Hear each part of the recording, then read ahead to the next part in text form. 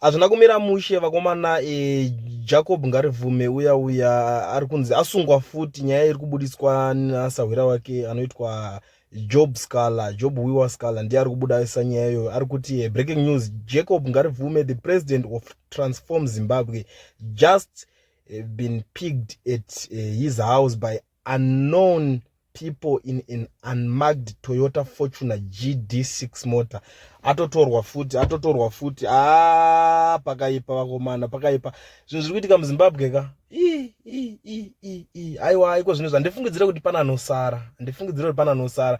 Munhu wese ari kungosungwa. Wese anenge kunyanya vaya vaimbobufu vachiti aiwa tinotodemonstrata, munhu wese ane right yekudemonstrata. Cause apa manje ka zvaoma.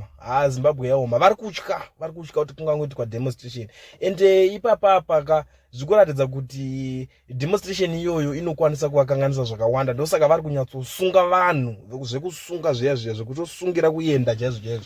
Ameno akomanaka kuti rinodoka tichiri nevese vanhu veopposition vanoita zvepolitics ava. Handifunge kudaro. Nekuti nhasi chakachaya zvakatooma izvi. Wese anenge akangobufura achiti kudemonstrata chinchi ndo zviri kutoitika. Ndikutonanga ndo munhu wese ari kusungwa ipapa.